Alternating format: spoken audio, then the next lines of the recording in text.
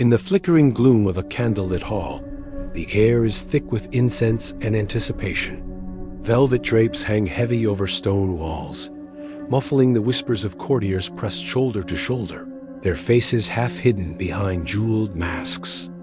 At the center of this suffocating opulence, two figures stand before a gilded altar, brother and sister, their hands entwined, their eyes locked in a gaze that is both intimate and unsettling. The priest's voice trembles as he recites ancient vows, his words echoing off marble columns, binding not just two souls, but an entire kingdom's fate. What would you sacrifice for power? Would you betray your own blood, or bind yourself to it in ways that defy nature and morality? Tonight, the answer is written in the trembling hands of a young queen and her brother king. Their union a secret pact whispered through generations, a promise that the throne will never pass to outsiders. The guests avert their eyes, but none dare look away for long. They know that in this world, power is a currency paid in flesh and blood. History is littered with the bones of those who reached too far, who believed themselves above the laws of gods and men.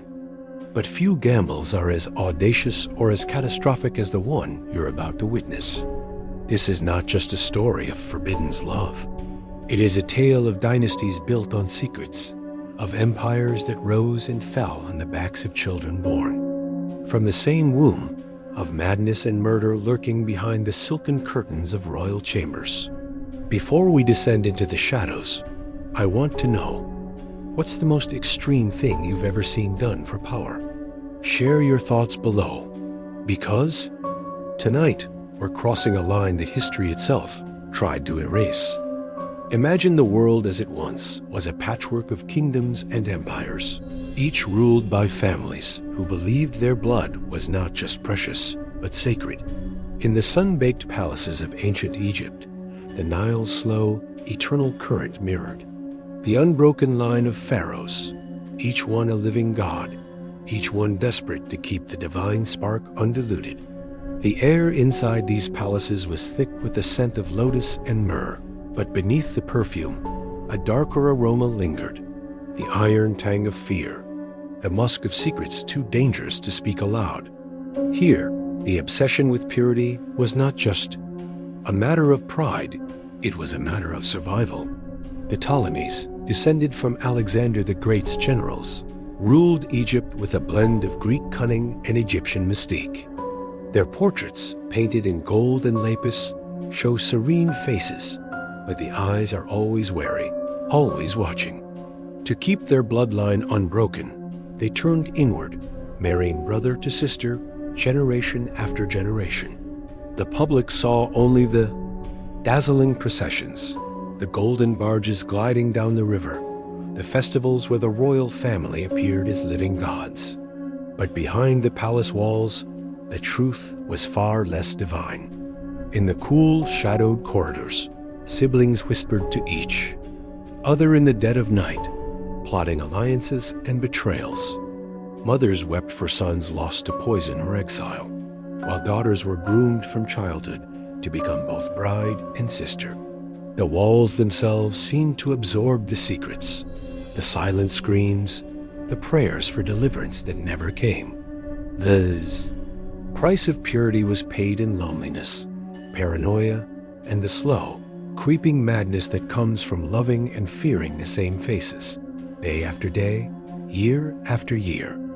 Cross the Mediterranean, and the story repeats itself in the cold, drafty castles of medieval Europe.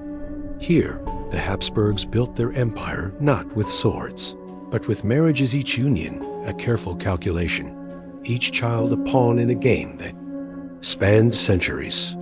The great halls echoed with music and laughter during feasts, but the laughter was brittle, the music always tinged with a note of mourning. Tapestries depicted scenes of chivalry and conquest, but they could not muffle the sounds of arguments behind closed doors or the soft weeping of a princess forced to wed her own uncle. The obsession with bloodlines was a kind of madness, a fever that gripped the minds of kings and queens.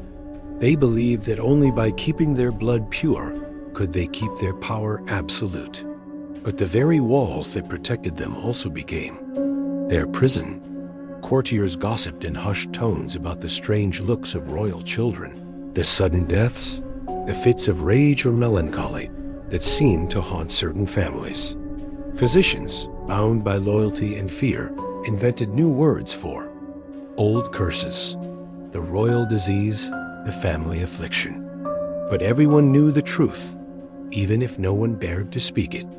Outside, the people watched the royal pageants with awe and envy. They saw the jewels, the silks, the crowns that glittered in the sunlight. They did not see the shadows that clung to the royal family like a second skin, or the way the king's hand trembled as he raised his goblet in a toast. They did not hear the midnight screams or the desperate prayers whispered into pillows stained with tears.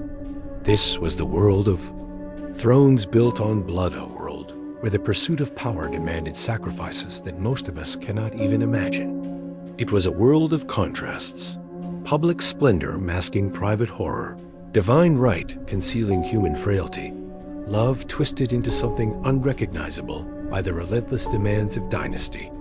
And as we step deeper into this labyrinth, remember, every golden crown casts a shadow, and every royal family has secrets buried beneath the marble floors. If you think you know what it means to be born into privilege, think again. In these palaces, the greatest privilege was also the greatest curse, and the price of power was always paid in blood. In the annals of history, the names of kings and queens are often spoken with reverence or fear.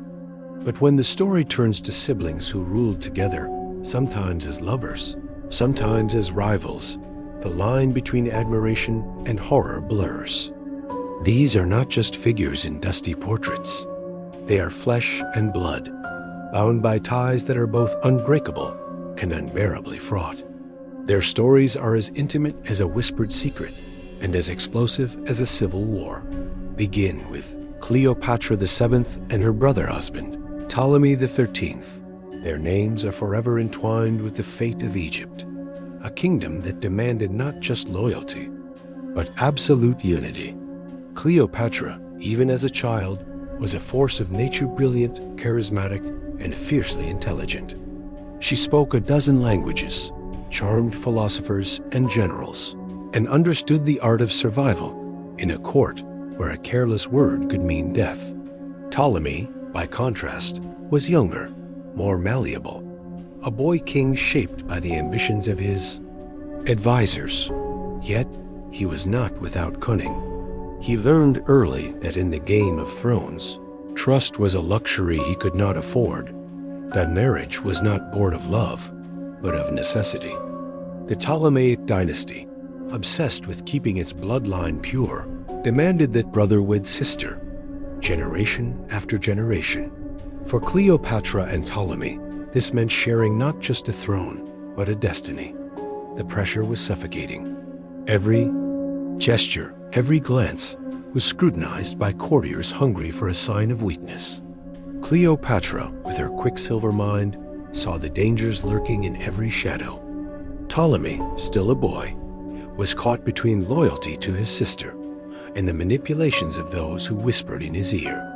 Their partnership was a powder keg, and the spark was never far away. Travel forward in time, and the story grows even more tangled.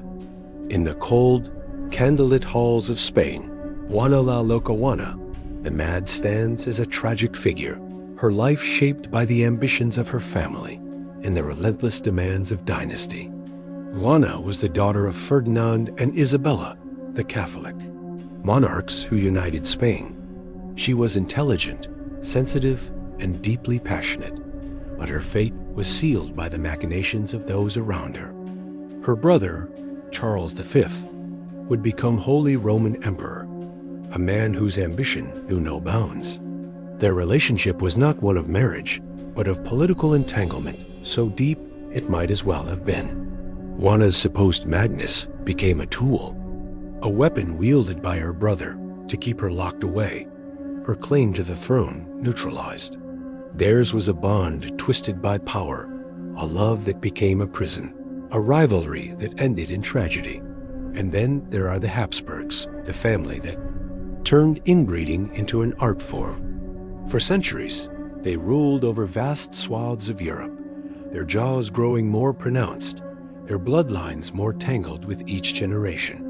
The Habsburgs believed themselves chosen by God, destined to rule, and so they married cousin to cousin, uncle to niece, brother to sister. The result was a dynasty haunted by physical and mental afflictions, children born with deformities, kings plagued by madness, queens who died in childbirth.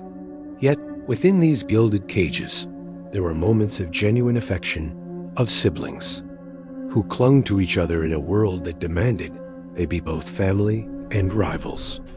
Consider Charles II of Spain, the last of the Spanish Habsburgs. His life was a litany of suffering, unable to walk until he was 4, unable to speak until he was 8, plagued by seizures and melancholy. His family's obsession with purity had left him a living ghost, a king in name only. Yet those who knew him spoke of his kindness, his longing for connection, his desperate hope that he might escape the fate written in his blood. His story is not just one of horror, but of heartbreak, a reminder that behind every monstrous decision, there are human beings struggling to survive. What drove these siblings together? It was not love, at least not in the way we understand. It was duty, fear, and the crushing weight of expectation. They were raised to believe that their bodies were not their own, that their desires must be sacrificed on the altar of dynasty. Some rebelled, some submitted, and some were simply broken by the strain. But all of them, in their own way, were victims of a system that valued power above all else.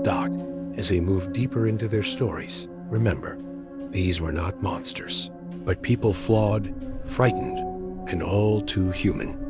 Their tragedies were written not just in the annals of history, but in the silent spaces between brother and sister, king and queen, ruler and prisoner.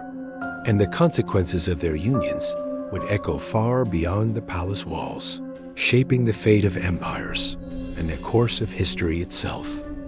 In the golden glow of the throne room, the world saw only the spectacle, a brother and sister, crowned and robed, standing side by side as the living embodiment of their dynasty's unbroken line. The air was thick with incense and expectation, the crowd's eyes fixed on the couple, as if their union alone could guarantee the kingdom's survival. But behind the jeweled smiles and ceremonial vows, a storm of conflicting emotions raged: love, fear, ambition, and a desperation so profound it could warp the very fabric of a family.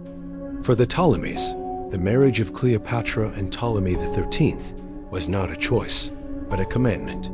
The priests of Isis and Osiris had long declared that the blood of the gods must not be diluted. To the public, this was a sacred duty, a ritual, that bound the rulers to the divine. But in the private chambers of the palace, the truth was far more complicated. Cleopatra, in a letter to her tutor, wrote, "We are taught that our hearts belong to Egypt, not to ourselves. Yet, in the quiet hours, I wonder if the gods ever wept for their children." Her words, preserved in fragments, reveal a young woman torn between the weight of her crown and the ache of her own desires. Ptolemy, meanwhile, confided in his closest advisor, "She is my sister, but also my rival. Every kindness is a calculation, every embrace a negotiation." Theirs was a relationship forged in the crucible of power, where affection and suspicion were inseparable. Rumors swirled through the marble corridors, whispers of jealousy, of secret alliances, of poison hidden in goblets and daggers beneath pillows. The public saw unity. The reality was a chessboard where every move could mean life or death. In Spain, the story was no less fraught. Juana la Loca, isolated in her chambers, poured her anguish into a diary that would one day be used as evidence of her madness. "They say I am unfit to rule," she wrote, her script trembling with emotion. "But who among them has not been? broken by love and duty?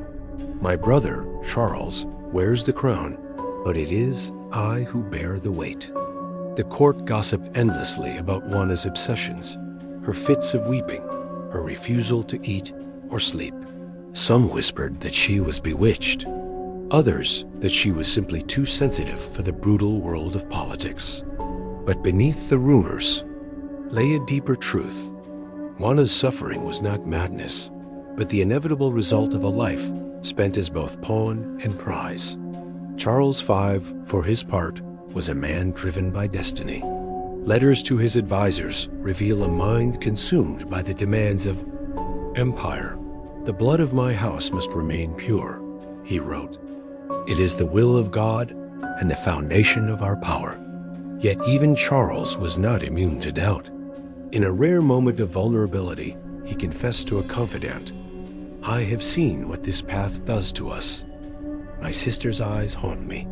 I wonder if, in seeking to preserve our line, we are damning ourselves to a living death."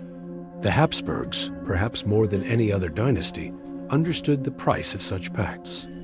Their family archives are filled with contracts and genealogies, each marriage a transaction, each child a commodity. But hidden among the official documents are letters that speak of longing and regret. Maria Anna of Austria, married to her uncle, wrote to a childhood friend, "They say it is for the good of the realm, but who will speak for the good of my soul? I pray for strength, but each night I dream of running away, of living as a simple woman far from these walls." Her words, never meant for public eyes, reveal the private torment that lay beneath the surface of royal duty. Yet, for all the suffering, there were moments of genuine connection, glimpses of love that defied the cold logic of politics. Cleopatra and Ptolemy, in rare moments of peace, would walk together in the palace gardens, sharing memories of their childhood before a crown came between them. Juana, in her darkest hours, clung to the memory of her brother's laughter, the sound of it echoing through the empty halls. Even the Habsburgs, for all their calculation, were not immune to the bonds of family. In the end, it was these moments, fleeting, fragile, and fiercely guarded, that gave them the strength to endure. But endurance came at a cost. The public, ever hungry for spectacle, saw only the surface. The grand weddings, the proclamations of unity, the promise of a future secured by blood. They did not see the sleepless nights, the whispered arguments, the tears shed in solitude. They did not know that, for these siblings, every day was a battle between love and duty, between the needs of the heart and the demands of the throne. And sometimes the battle ended in catastrophe. On the night of Cleopatra and Ptolemy's wedding, as the city of Alexandria celebrated with feasts and fireworks, a single candle guttered in the royal bedchamber. Outside, the people cheered for their new rulers. Inside, a pact was sealed that would set the course for war, betrayal, and the fall of a dynasty. The world would never be the same. What happened behind those closed doors? What words were spoken? What promises made? What lines crossed? The answer would echo through history, shaping the fate of empires and leaving a legacy of tragedy that no crown could ever erase. The first cracks in the gilded facade were almost invisible, like hairline fractures in ancient marble. At court, the rituals continued: banquets, processions, the endless cycle of ceremonies meant to reassure the world that all was well. But beneath the surface, the seeds of madness had already been sown, watered by jealousy, paranoia, and the relentless pressure of a destiny that could not be escaped. In Alexandria, Cleopatra and Ptolemy XIII's union was meant to be the anchor that held Egypt together.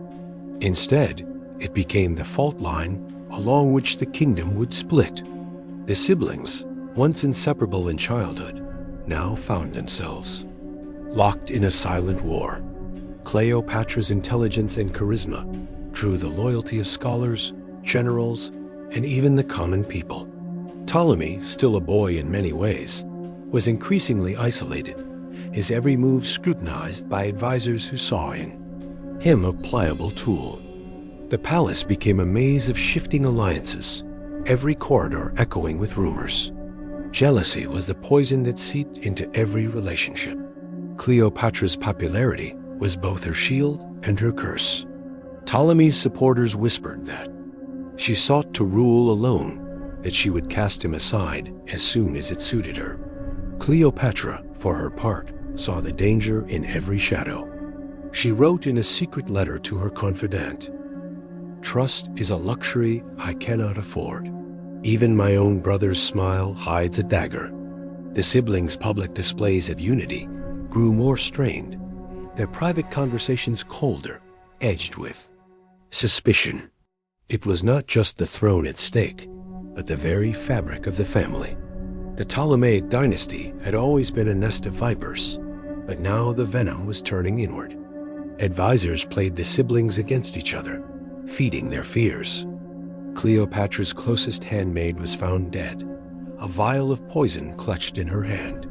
Ptolemy's tutor vanished without a trace.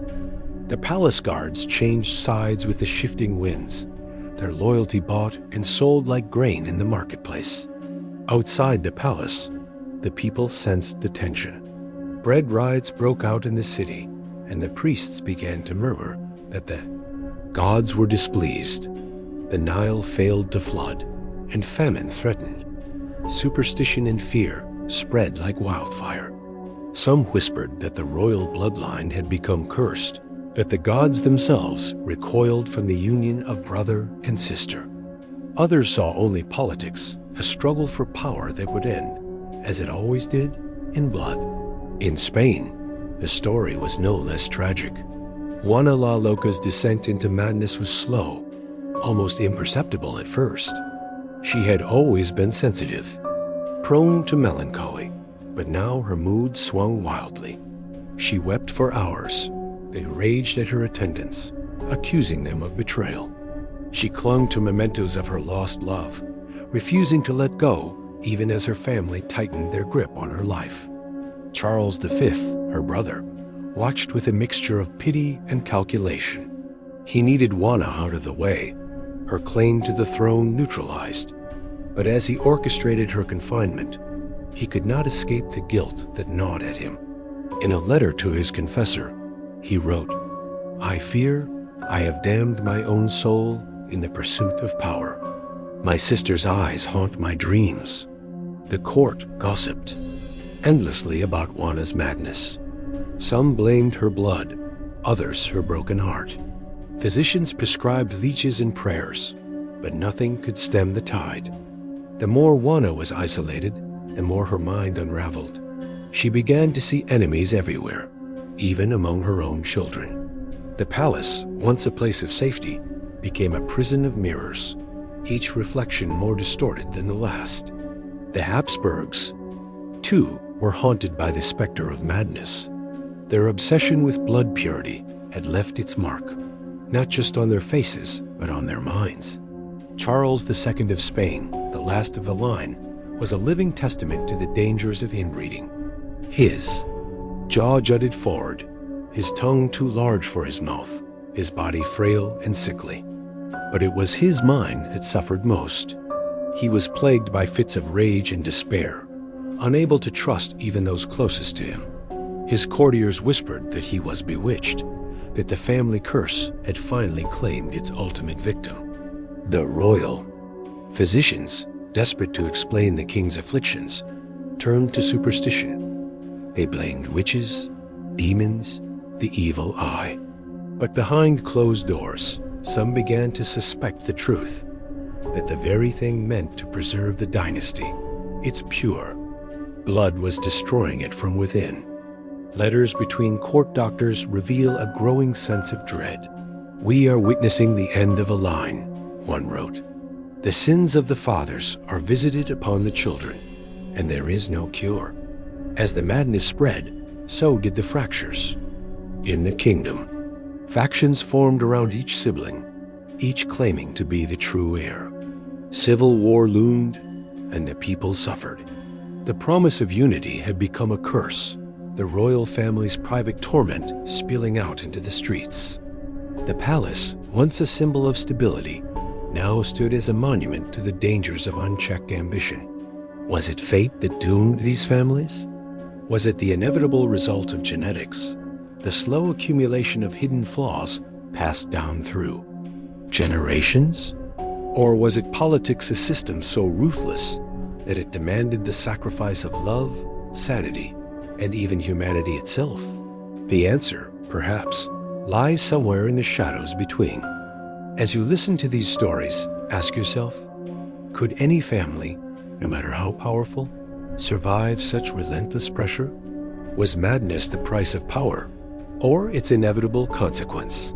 Share your thoughts below. Was it fate, blood, or ambition that sowed the seeds of destruction? The unraveling had begun, and there would be no turning back. To understand the true cost of these forbidden unions, we must step beyond the palace walls and into the realm of investigation. A journey that spans centuries, from the flickering torchlight of medieval superstition to the cold, clinical glare of modern science. Here, the consequences of sibling marriages are laid bare, not just in whispered rumors and royal decrees, but in the bodies and minds of those who bore the weight of their family's ambition. In the ancient world, the concept of divine right was more than a political tool. It was a shield against scrutiny. The Ptolemies of Egypt, for example, cloaked their incestuous unions in the language of the gods. To question the marriage of Cleopatra and Ptolemy, the 13th was to question the will of Isis and Osiris themselves. Priests assured the people that the royal blood was sacred, that any suffering endured by the family was a test of their divinity, not a flaw in their lineage. When tragedy struck, when a child was born sickly, or a king descended into madness, the explanation was always the same. The gods were displeased, or the family had failed in some ritual duty. But even in these ancient times, not everyone was convinced. In the bustling markets of Alexandria, merchants and scholars whispered their own theories. Some blamed curses, others the evil eye. A few, daring to think beyond superstition, noticed a pattern. The more the royal family married within itself, the more misfortune seemed to follow. These early skeptics had no language for genetics, but they saw the evidence with their own eyes. Children who did not thrive, rulers who seemed haunted by invisible demons. Fast forward to the courts of Europe, and the story grows even more tangled. The Habsburgs, perhaps the most infamous practitioners of dynastic inbreeding, became a living experiment in the dangers of closed bloodlines. Their portraits, preserved in oil and canvas, reveal the physical toll: the pronounced Habsburg jaw, the drooping lower lip, the elongated face. But the true horror lay beneath the skin. Charles II of Spain, the last of his line, was born with a litany of ailments: epilepsy, developmental delays, infertility. He was unable to chew his food properly, plagued by chronic infections, and suffered from severe depression. His autopsy, conducted in secret, revealed a body ravaged by disease: a heart the size of a peppercorn, lungs corroded, intestines rotten, a single shriveled testicle. The doctors, bound by loyalty and fear, blamed witches and poison. But the truth was written in his very bones. Modern science has since given us the language to describe what the people of the past could only fear. Inbreeding, the mating of close relatives, increases the risk of recessive genetic disorders, diseases that might remain hidden for generations, only to emerge when the gene pool grows too shallow. Hemophilia, epilepsy, deformities of the jaw and palate, mental illness, these were the hidden costs of keeping bloodlines pure. The royal families, in their quest for immortality, had unwittingly sown the seeds of their own destruction. But the consequences were not only physical. The psychological toll of these unions was just as devastating. Imagine growing up in a world where every relationship is a negotiation, every affection tinged with suspicion. Siblings raised as rivals, forced into marriages that defied both nature and desire. The pressure to produce heirs, to maintain the illusion of unity, drove many to the brink of madness. Diaries and letters from the time are filled with confessions of despair, loneliness, and fear. One Habsburg princess wrote, "I am surrounded by family, yet I have never felt so alone. My thoughts are not my own, my heart a prisoner of my blood." Political scandal was never far behind. The very unions meant to secure dynasties often became their undoing. In Egypt, the rivalry between Cleopatra and Ptolemy XIII erupted into open conflict. Advisors were poisoned, generals assassinated, alliances shattered. The Roman historian Cassius Dio described the court as a nest of vipers, each one ready to strike at the other. Cleopatra, ever the survivor, eventually turned to Julius. Caesar and Mark Antony, seeking outside power to break the cycle. But the damage was done. The kingdom was weakened, its rulers consumed by paranoia and betrayal. In Spain, the madness of Juana la Loca became a weapon in the hands of her brother, Charles V. Her confinement was justified as a matter of state, but the real reason was far more personal. Juana's instability threatened the legitimacy of the Habsburg claim. Rumors of her madness spread through the courts of Europe, fueling gossip and intrigue. Was she truly insane, or simply a victim of a system that demanded obedience at any cost? The line between illness and manipulation blurred, leaving historians to debate her fate for centuries. The public, for their part, was both fascinated and horrified. Scandal sheets and pamphlets circulated stories of royal depravity, incest, murder, witchcraft. The people watched the royal families with a mixture of awe and revulsion, their suffering, both a cautionary tale and a source of morbid entertainment. In the taverns and marketplaces, the question was whispered: how much longer could these families defy the laws of nature and survive? Today, forensic science allows us to reconstruct the past with chilling clarity. DNA analysis of royal remains has confirmed what many suspected. The Habsburgs, for example, had a coefficient of inbreeding higher than that of the offspring of first cousins.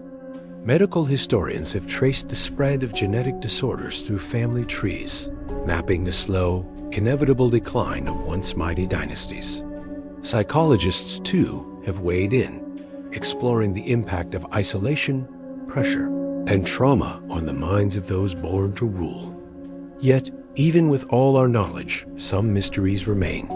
Was it truly the blood that doomed these families, or the system that demanded such sacrifices?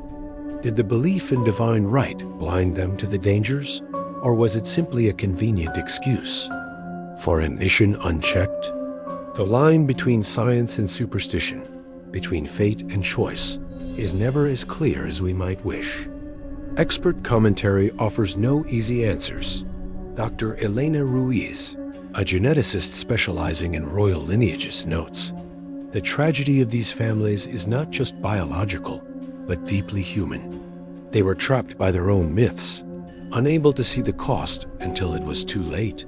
Historian Dr. Marcus Feldman adds, "Power isolates.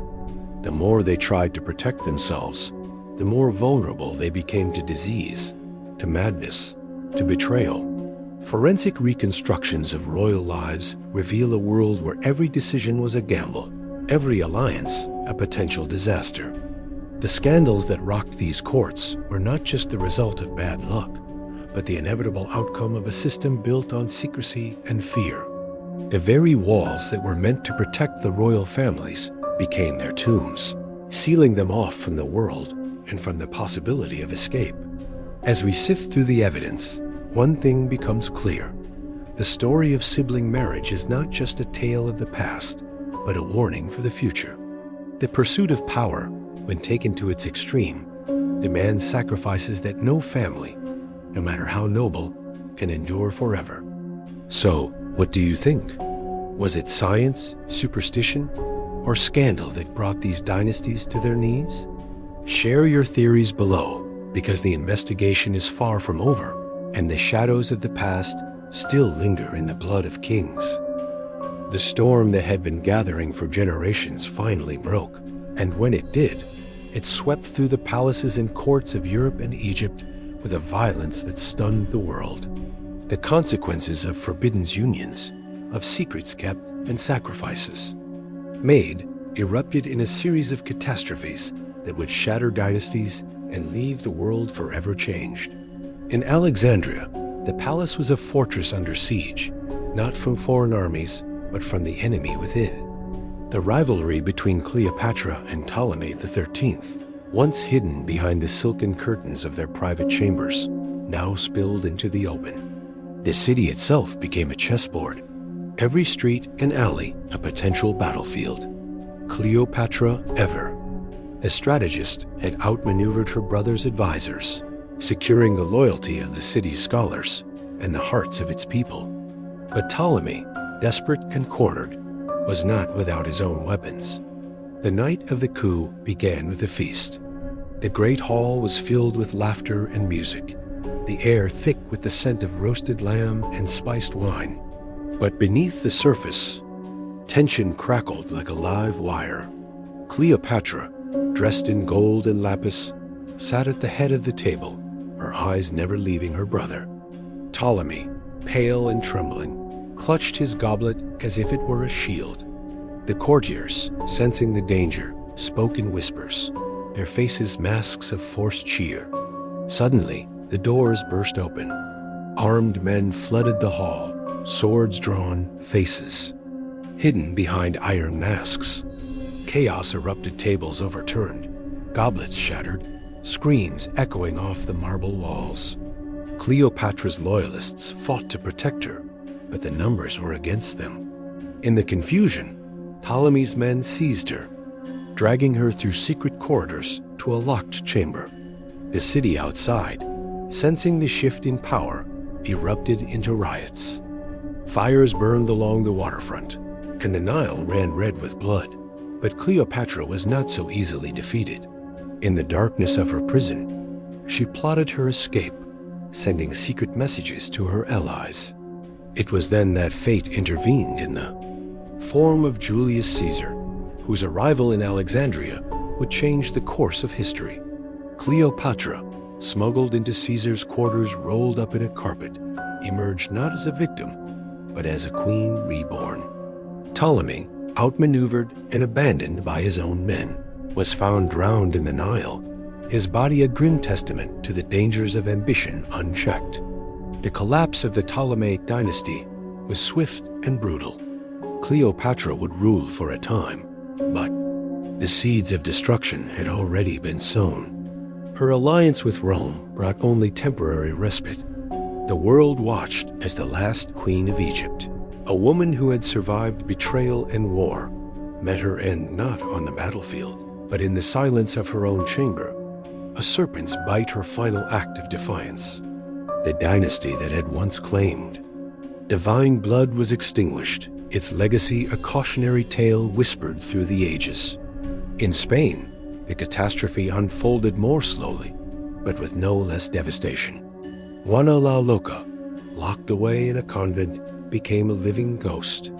Her brother, Charles V, ruled an empire on which the sun never set, but the cost was written in the lines of his face and the shadows in his eyes. The Habsburgs, determined to keep their bloodline pure, continued their policy of intermarriage, each generation more fragile than the last. The court of Charles II, the last Habsburg king of Spain, was a place of whispered prayers and desperate hope. The king, frail and childless, was surrounded by factions vying for control. Assassinations became commonplace poison in the wine, daggers in the dark. Ministers plotted against each other, each convinced that only they could save the kingdom. The people, once loyal, now muttered of curses and witchcraft. The royal physicians, unable to cure the king's many ailments, resorted to exorcisms and bloodletting, their efforts only hastening his decline. The final days of Charles II were a spectacle of suffering. His body, ravaged by disease, became a symbol of the dynasty's decay. He was tormented by visions, convinced that demons haunted his every step. In his last moments, he called for his ancestors, begging for forgiveness. When he died, the court fell into chaos. Rival claimants to the throne plunged Spain into the War of the Spanish Succession, a conflict that would redraw the map of Europe and end the Habsburg line forever. But perhaps the most shocking revelation came not in the violence of coups or the agony of slow decline, but in the quiet aftermath. For centuries, historians and courtiers alike had blamed the collapse of these dynasties on fate, on curses, on the wrath of gods. Yet, as the dust settled and the secrets of the royal families were laid bare, a new truth emerged, one that reframed the entire story. Hidden among the letters and diaries, the autopsy reports and genealogies, was evidence of a silent rebellion. Not all siblings accepted their fate. Some, in the privacy of their chambers, conspired to break the cycle. A letter from a Habsburg princess to her confidant revealed a plan to flee the court, to marry for love rather than duty. In Egypt, a servant's testimony spoke of a secret pact between Cleopatra and her younger sister, Arsinoe, to end the tradition of sibling marriage once and for all. These acts of defiance, though often crushed by the weight of tradition, hinted at a resistance that ran deeper than blood. The true catastrophe, then, was not just the collapse of dynasties, but the crushing of hope, the silencing of those who dared to imagine a different future. The palaces that once echoed with laughter and music became mausoleums, haunted by the ghosts of what might have been. The crowns, so fiercely protected, became symbols of a curse that no amount of power could lift. And yet, in the ruins, a new story began to take shape. The end of the Habsburgs and the Ptolemies marked not just the fall of families, but the beginning of a new era, one in which the myths of divine blood were finally questioned, and the true cost of power was laid bare for all to see. So, as the dust settles and the echoes of catastrophe fade, we are left with a question that lingers in the shadows. Was it destiny that doomed these families, or the choices they made in the name of power?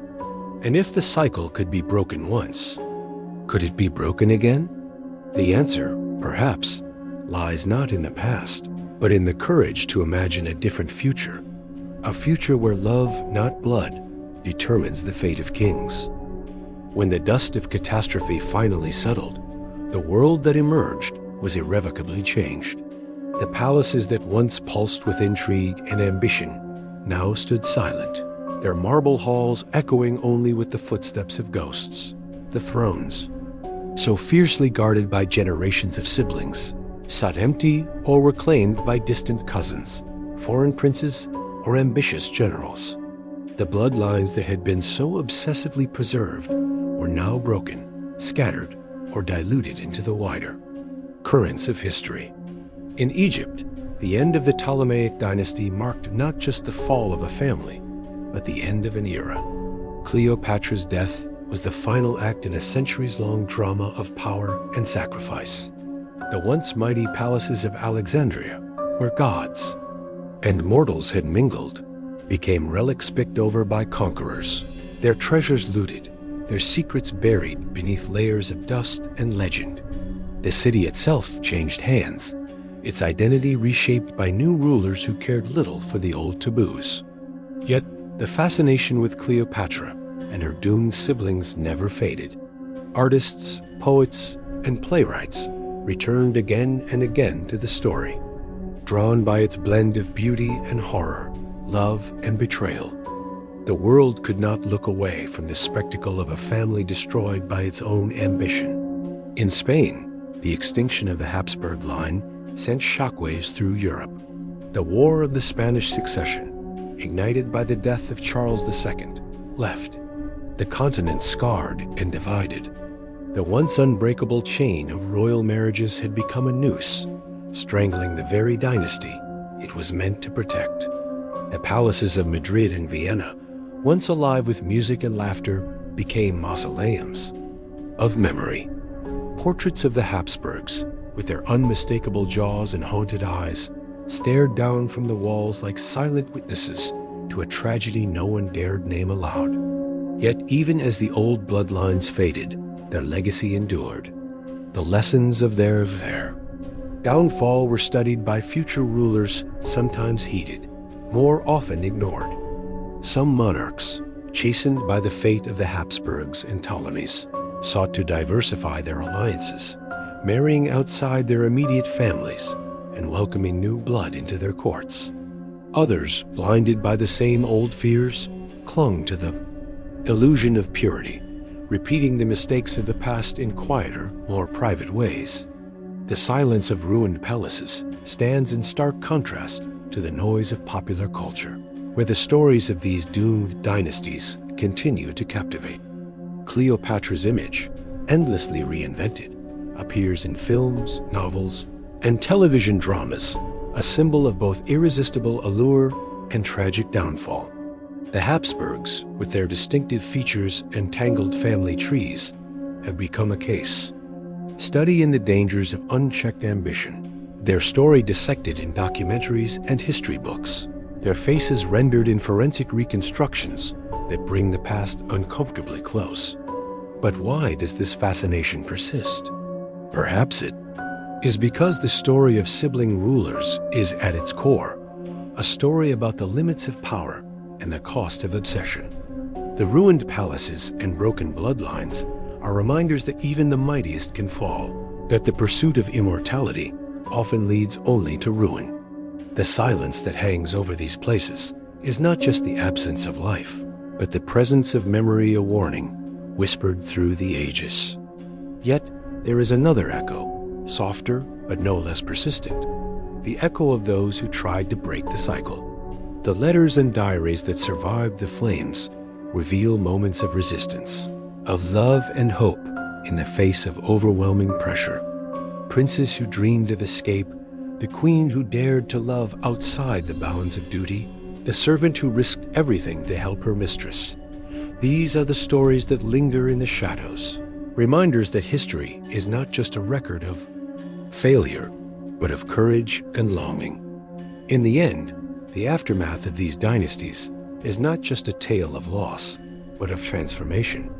The world moved on, but it did not forget. The ruins became sites of pilgrimage, the stories became legends, and the lessons, however painful, became part of the fabric of our collective memory. The fascination endures because the questions remain unanswered.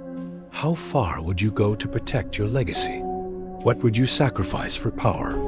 And, perhaps most haunting of all, could you escape the fate written in your blood? As you reflect on the silence of these ruined palaces and the enduring allure of their stories, consider what echoes through your own life. Are there lessons you have learned or ignored from the past? Do you see the shadows of these ancient tragedies in the world around you? The story of sibling rulers is not just history. It is a mirror held up to our own ambitions, fears, and desires. The empires have fallen. The bloodlines have faded, but the echoes remain haunting, instructive, and impossible to silence. When the dust of catastrophe finally settled, the world that emerged was irrevocably changed. The palaces that once pulsed with intrigue and ambition now stood silent, their marble halls echoing only with the footsteps of ghosts. The thrones, so fiercely guarded by generations of siblings, sat empty or were claimed by distant cousins, foreign princes, or ambitious generals. The bloodlines that had been so obsessively preserved were now broken, scattered, or diluted into the wider currents of history. In Egypt, the end of the Ptolemaic dynasty marked not just the fall of a family, but the end of an era. Cleopatra's death was the final act in a centuries-long drama of power and sacrifice. The once mighty palaces of Alexandria, where gods and mortals had mingled, became relics picked over by conquerors, their treasures looted, their secrets buried beneath layers of dust and legend. The city itself changed hands, its identity reshaped by new rulers who cared little for the old taboos. Yet, the fascination with Cleopatra and her doomed siblings never faded. Artists, poets, and playwrights returned again and again to the story, drawn by its blend of beauty and horror, love and betrayal. The world could not look away from the spectacle of a family destroyed by its own ambition. In Spain, the extinction of the Habsburg line sent shockwaves through Europe. The War of the Spanish Succession, ignited by the death of Charles II, left the continent scarred and divided. The once unbreakable chain of royal marriages had become a noose, strangling the very dynasty it was meant to protect. The palaces of Madrid and Vienna, once alive with music and laughter, became mausoleums of memory. Portraits of the Habsburgs, with their unmistakable jaws and haunted eyes, stared down from the walls like silent witnesses to a tragedy no one dared name aloud. Yet even as the old bloodlines faded, their legacy endured. The lessons of their downfall were studied by future rulers, sometimes heeded, more often ignored. Some monarchs, chastened by the fate of the Habsburgs and Ptolemies, sought to diversify their alliances, marrying outside their immediate families and welcoming new blood into their courts. Others, blinded by the same old fears, clung to the illusion of purity, repeating the mistakes of the past in quieter, more private ways. The silence of ruined palaces stands in stark contrast to the noise of popular culture, where the stories of these doomed dynasties continue to captivate. Cleopatra's image, endlessly reinvented, appears in films, novels, and television dramas, a symbol of both irresistible allure and tragic downfall. The Habsburgs, with their distinctive features and tangled family trees, have become a case study in the dangers of unchecked ambition, their story dissected in documentaries and history books, their faces rendered in forensic reconstructions that bring the past uncomfortably close. But why does this fascination persist? Perhaps it is because the story of sibling rulers is at its core a story about the limits of power and the cost of obsession. The ruined palaces and broken bloodlines are reminders that even the mightiest can fall, that the pursuit of immortality often leads only to ruin. The silence that hangs over these places is not just the absence of life, but the presence of memory, a warning whispered through the ages. Yet there is another echo, softer but no less persistent, the echo of those who tried to break the cycle. The letters and diaries that survived the flames reveal moments of resistance, of love and hope in the face of overwhelming pressure. Princes who dreamed of escape, the queen who dared to love outside the bounds of duty, the servant who risked everything to help her mistress. These are the stories that linger in the shadows, reminders that history is not just a record of failure, but of courage and longing.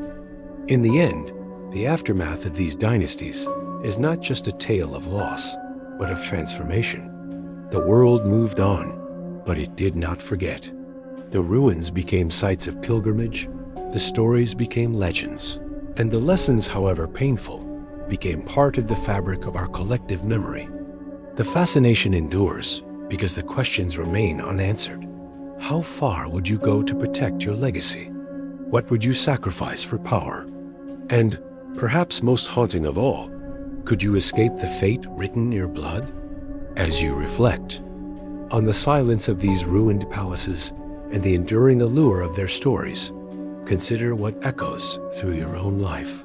Are there lessons you have learned or ignored from the past? Do you see the shadows of these ancient tragedies in the world around you? The story of sibling rulers is not just history. It is a mirror held up to our own ambitions, fears, and desires. The empires have fallen, the bloodlines have faded, but the echoes remain haunting, instructive, and impossible to silence. As we stand among the ruins of shattered empires and haunted bloodlines, a single question lingers in the air, heavy and unresolved. Is any price too high for power? The stories of Cleopatra and Ptolemy, Juana la Loca and Charles V, the Habsburgs, and their doomed heirs These are not just tales of history, but cautionary parables about the human hunger for control, legacy, and immortality. Consider the choices made behind palace doors, in candlelit chambers where the fate of nations was decided by whispered promises and desperate bargains. Sibling marriages were not born of love, but of necessity, fear, and the relentless pressure to preserve a dynasty at any cost. The result was a legacy of suffering children, born into gilded cages, rulers driven to madness, families torn apart by suspicion and betrayal.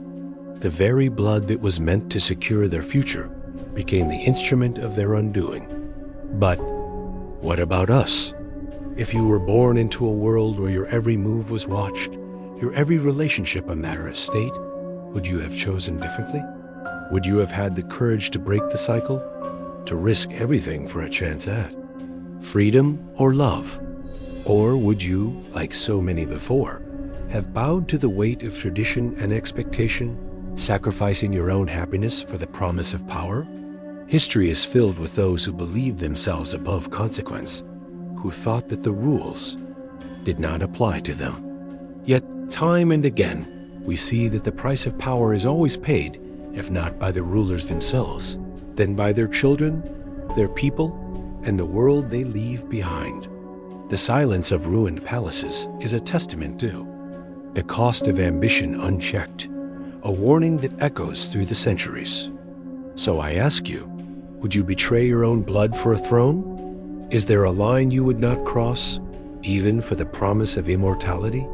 Or do you believe, as some did, that the ends justify any means? Share your thoughts in the comments below. Debate, challenge, reflect, because these are not just questions for the past, but for every generation that seeks to shape its own destiny. Perhaps the greatest tragedy of all is not that these families fell, but that their lessons are so often ignored. The pursuit of power, when it becomes an obsession, blinds us to the humanity of those closest to us. It turns love into a weapon, loyalty into a trap, and legacy into a curse. The stories of sibling rulers are a mirror, reflecting our own ambitions and fears, our own capacity for both greatness and destruction. As you ponder these questions, remember, history is not just a record of what was, but a guide to what might be. The price of power is never paid in gold or jewels, but in the hearts and minds of those who dare to reach for it. The choice, in the end, is always ours. If you've made it this far, I want to hear from you. What do you think is the true price of power? Would you have chosen differently? Or are we all, in some way, bound by the same chains? Let's continue the conversation below, because the shadows of the past are never as far away as we think.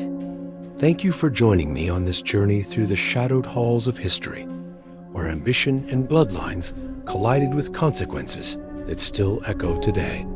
If you've stayed with me until now, you're not just a viewer, you're a fellow seeker, someone unafraid to peer into the darkness and ask the questions others shy away from. Your curiosity, your willingness to reflect and debate, is what keeps these stories alive long after the last crown has fallen.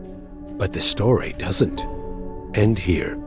The world is filled with forgotten tragedies, unsolved mysteries, and secrets buried beneath centuries of dust and silence. What we've uncovered tonight is only a glimpse into the labyrinth of human ambition, a single thread in a tapestry woven from obsession, sacrifice, and the relentless pursuit of power. There are more doors to open, more shadows to explore, and more truths waiting to be unearthed. If you found yourself haunted by the choices of Cleopatra, the madness of Juana la Loca, or the downfall of the Habsburgs, imagine what else lies hidden in the corners of history. In the next episode, we'll descend even deeper into a tale of vanished villages, forbidden rituals, and a curse that still lingers in the bones of the earth. You won't want to miss it. So, if you're brave enough, subscribe and turn on notifications. Share this story with someone who loves a good mystery or who dares to question the price of power. And don't forget to leave your thoughts below. What would you sacrifice for a throne? Where do you draw the line between loyalty and ambition? History's darkest secrets are still waiting to be uncovered. Will you dare return? Until next time, stay curious, stay questioning, and remember, the past is never truly gone. It waits for those bold enough to seek it out in the shadows where truth and legend meet.